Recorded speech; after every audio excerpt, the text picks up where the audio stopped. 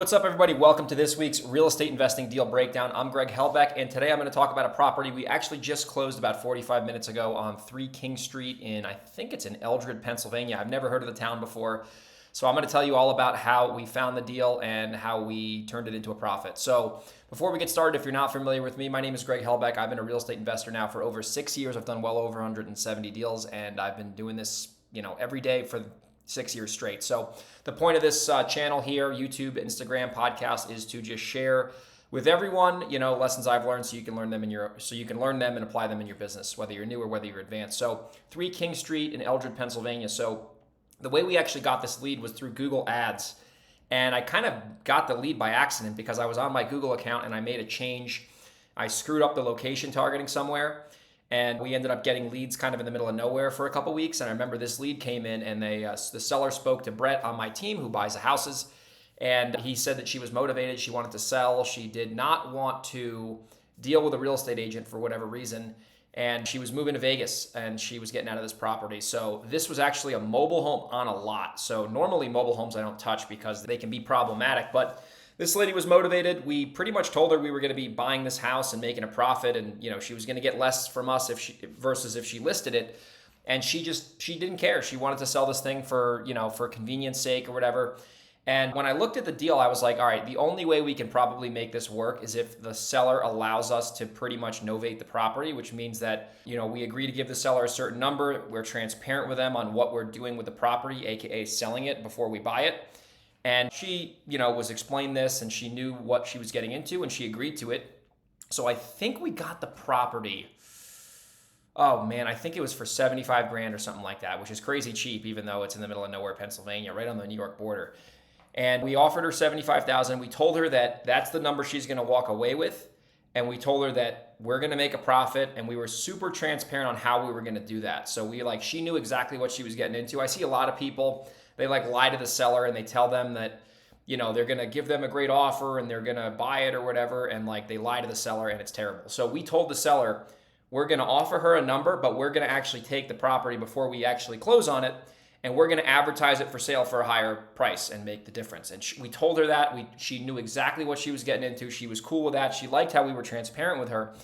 And she agreed to it. So we signed a contract. She needed to move. So she moved out to Las Vegas. Property became empty. And then what I did was I went onto the internet and I Googled real estate agent Eldred, Pennsylvania. I found somebody who was selling some houses around there. I reached out to him. I said, hey, I have this house. I want to put it on the MLS before I buy it. You're going to get a commission. And I explained to him what I was doing and he said, that's cool. He ran it by his broker. So we ended up putting the property on the market for sale. We paid the commission, not the seller. That's part of the whole deal. We paid that commission. And we found a buyer for, I think, $105,000. I forget the price. This was today. I have to look at the HUD statement. But at the end of the day, when it's all said and done, the net profit on this thing was $23,000 net to us after all commissions and fees and everything like that. The seller walked away with their 75 grand. The realtor made a commission. Obviously, the house went to a cash buyer. So the way we actually engineered this transaction was instead of novating it, which means you replace your contract with a different contract and the buyer gets a mortgage, we actually found a cash buyer. So we assigned our contract just like a regular wholesale deal to this cash buyer. And it was pretty straightforward. And the buyer closed on it 45, 50 minutes ago. And that's that, $23,000 profit from a Google ad in the middle of nowhere. So what are some lessons you can take from this? If you have leads in the middle of nowhere, let's say you're targeting a certain area, you get a lead that you don't really know where the area is. If you're transparent with the seller and you tell them what you're doing, the key here is you got to be upfront with people because so many people are dishonest in this business and it gives everybody a bad reputation. Tell the seller what you're doing. And if they're cool with that, then you have, every opportunity there to make a profit, assuming the seller knows what you're doing. So we told the seller the only way we could really do this deal because it's not in our main area is if we put it on the MLS and basically wholesale it. And she was cool with that. So number one, be transparent with the seller. You'll be surprised what they say. Number two, get your properties on the MLS if they're in an area you don't know anything about, because I didn't know any cash buyers in this market. It's in the middle of nowhere, Pennsylvania. So number one, be transparent. Number two, get your property on the MLS if it warrants that.